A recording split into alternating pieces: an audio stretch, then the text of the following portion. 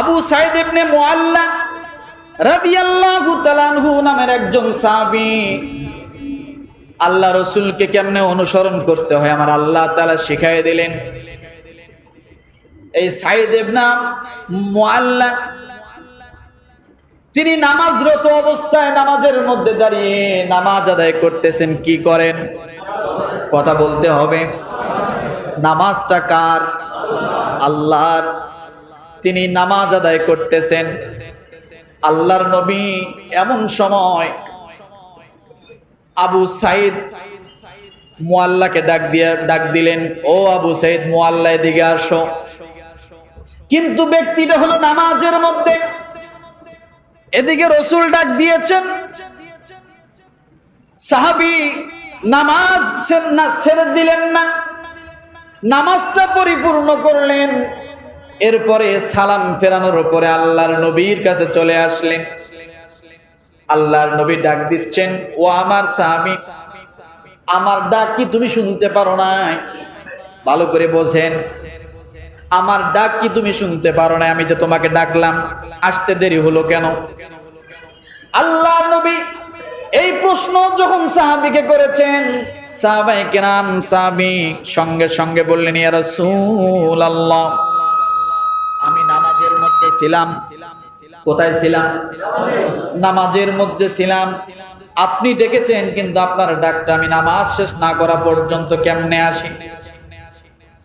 আল্লাহর নবী যখন এই কথা শুনলেন, সঙ্গে সঙ্গে নবীজি ডাক দিয়ে বললেন, তুমি কি সূরা আনফালের 24 নম্বর আয়াত পড়নি?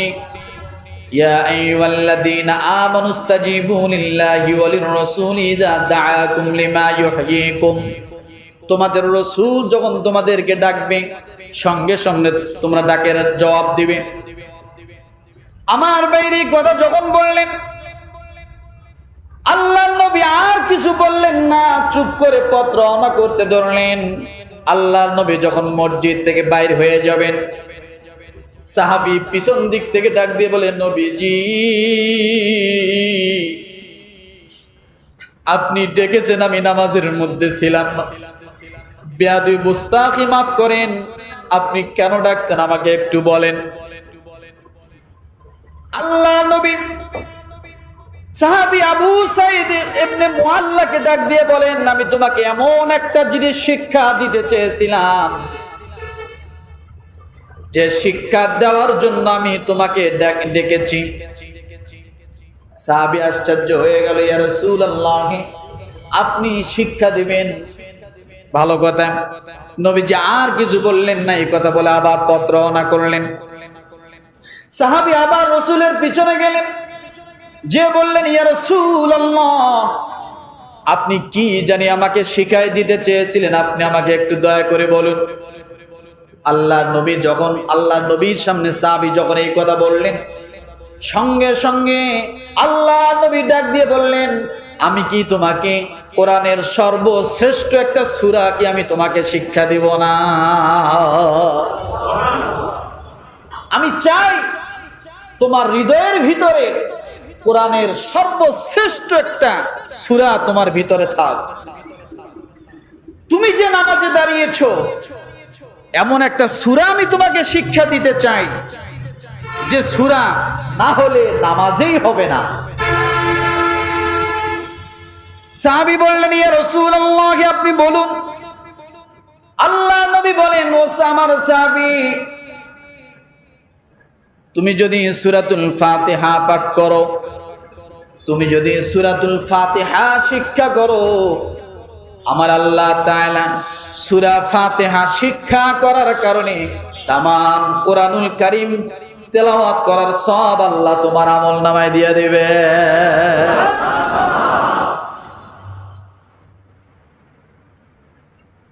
রাসূল একটা শিখায় দিলেন। শিখালেন কাকে বলেন তো? কাকে শিখালেন? সাহাবায়ে কেরামকে। কারণ রাসূলের শিক্ষা পদ্ধতিতে আমল, এটাই গ্রহণযোগ্য। রাসূলের শিক্ষা পদ্ধতি যে আমলের মধ্যে নাই, সেটা কোনোদিন কি হয় না? গ্রহণযোগ্য হয় না। আমার ভাইরা, আল্লাহর নবী তাকে সূরা ফাতিহা শিখায় দিলেন। এরপরে নবীজি ডাক দিয়ে বলেন, ও আমার সাহাবী, এবার তুমি আমল বেশি বেশি করে যাও। কারণ ভালো করে জেনে রাখেন, যে ব্যক্তি ঈমান আনে আর আমল করে, আমার আল্লাহ তাআলা তাকে জীবিত বলেছেন। সুবহানাল্লাহ। কি বলেছেন? যে ব্যক্তি ঈমান আনে আমল করে, ওই ব্যক্তিকে আমার আল্লাহ জীবিত বলেছেন। আর যে ব্যক্তি ঈমান আনে না, আমল করে না, আমার আল্লাহ তাআলা তাকে মৃত ঘোষণা করেছেন। কি ঘোষণা করেছেন? সে যদিও চলাফেরা করে, সে যদিও দেশের প্রেসিডেন্ট হয়, সারা বিশ্বের জাতিসংঘের মহাসচিব হয়, আর তার ভিতরে যদি ঈমান না থাকে, আমল না থাকে, আমার আল্লাহ তাআলা বলেন ওই ব্যক্তি অবশ্যই দুনিয়ার জমিনে জীবিত মৃত। জীবিত অবস্থায় কি? জীবিত অবস্থায় কি? রব্বুল আলামিন সেই কথা ডাক দিয়ে বলেন সূরা আনআমের 122 নম্বর আয়াতে আল্লাহ বলেন, আওয়ামান কানা মাইতান ফাআহইনাহু ওয়াজআলনা লাহু নূরান ইয়ামশি বিহি ফিন-নাস কামান মাসালুহু ফিয-যুলুমাত লাইসা বিখারিজিম মিনহা কাযালিকা যুয়িনা লিল-কাফিরিনা মা কানু ইয়ামালুন। কোন সূরা? সূরা আনআম আয়াত নাম্বার কত? 122। আল্লাহ বলেন যার ঈমান আছে, আমল আছে, ওই ব্যক্তি কি? ঘুমাইতেছে নাকি? কি? যার ঈমান নাই, আমল নাই, সে জীবিত থাকলেও কি? কোন সূরা? কত নম্বরে? রব্বুল আলামিন বলেন, একটু বলো তো, যে ব্যক্তি ছিল মৃত, অতঃপর আমি তাকে জীবন দিয়েছি এবং তার জন্য এক আলোর ব্যবস্থা করেছি। কিসের ব্যবস্থা? কিসের ব্যবস্থা? এই আলো মানে ঈমান। কি বলেন? আলো মানে ঈমান, আলো মানে কোরআন। এই কোরআন যার ভিতরে থাকবে, ঈমান যার ভিতরে থাকবে, অর্থাৎ ঈমান গ্রহণ করবে, কোরআন অনুযায়ী যে ব্যক্তি আমল করবে, আমার আল্লাহ তাআলা ডাক দিয়ে বলে ওই ব্যক্তি দুনিয়ার জমিনে সবচাইতে বড় বুদ্ধিমান। কি বলেন তো? কি? ওই ব্যক্তি সবচেয়ে বড় বুদ্ধিমান। আল্লাহ তাআলা তাকে বুদ্ধিমান বলে সাব্যস্ত করেছে। আমার ভাইরা, রব্বুল আলামিন আয়াতে বলেন যার সাহায্যে সে মানুষের মধ্যে চলাফেরা করে, সে কি ওই ব্যক্তির মতো হতে পারে যার অবস্থায় যে সে অন্ধকার দ্বারা পরিবেষ্টিত, অর্থাৎ দুনিয়া দ্বারা সে পরিবেষ্টিত, দুনিয়ার মোহে পড়ে সে চলাফেরা করে, আখিরাতকে সে ভুলে গিয়েছে। কথা ঠিক কিনা? নূর হলো আখিরাত, জুলুমাত হলো দুনিয়া। জুলুমাত কি? জুলুমাত হলো দুনিয়া, অন্ধকার। কিতাবুন আনজালনাহু ইলাইকা লিতুখরিজান নাসা মিনাজ যুলুমাতি ইলান নূর। এটা হলো সেই কিতাব যা মানুষকে অন্ধকার থেকে বাহির করে আলোর দিকে নিয়ে যায়। তার নাম হলো কোরআন। তার নাম কি? তার নাম কি? তাহলে বোঝা গেল যার ভিতরে কোরআন আছে ওই ব্যক্তি জীবিত, যার ভিতরে কোরআন নাই ওই ব্যক্তি কি? ওই ব্যক্তি হলো মৃত। আল্লাহর নবীর একটা হাদিস, ইন্নাল্লাযী লাইসা ফী জাওবিহি শাইউম মিনাল কুরআনি কাল বাইতিল খরিব। যার ভিতরে কোরআন নাই ওই ব্যক্তি হলো শূন্য ঘরের মতো। কি ঘরের মতো? বুঝুন।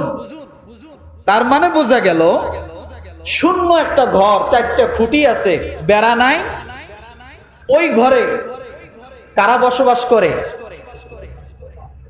গ্রামে গঞ্জে দেখবেন পরিত্যক্ত কিছু ঘর আছে, ওই সমস্ত ঘরে কুকুর শিয়ালরা বসবাস করে।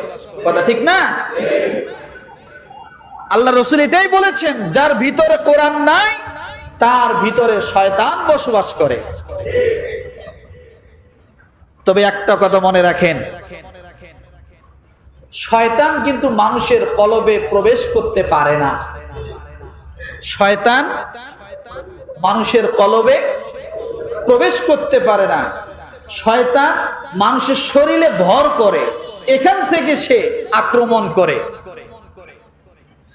কলবে স্থান হলো আল্লাহ। কার? কলবে কার স্থান? কলবে শয়তানের স্থান না। তাহলে শয়তান আঘাত করে কোথা থেকে? শরীর থেকে। যার কারণে শয়তান কোনোদিন কলবের ভিতরে প্রবেশ করতে পারে না। আমার ভাইরা, ইবনে আব্বাস রাদিয়াল্লাহু তাআলা আনহু তিনি বলেছেন, এটি কবর থেকে জীবিত ওঠার জন্য নয়, এটা হলো দুনিয়ার মানুষের যার ভিতরে ঈমান আছে সে হলো জীবিত, আর যার ভিতরে ঈমান নাই সে হলো মৃত্যুর সমতুল্য। কিসের সমতুল্য? মৃত্যুর সমতুল্য। তাহলে ঈমানদার, আমলদার এই ব্যক্তি নেককার, কথা ঠিক না? আর নেককার সবসময় কি? জীবিত। আর এই জীবিতর সাথে সম্পর্ক কার? আল্লাহর। যেহেতু আল্লাহর সম্পর্ক, আল্লাহর সাথে সম্পর্ক বান্দার কলবের। বুঝাইতে পারছি? আর ফুজ্জার, বদকার, এর সাথে সম্পর্ক কার? শয়তানের। কিন্তু শয়তান কখনো কলবের ভিতরে প্রবেশ করতে পারে না। শয়তান যাকে আসর করে সে মৃত। সে কি? মৃত্যু।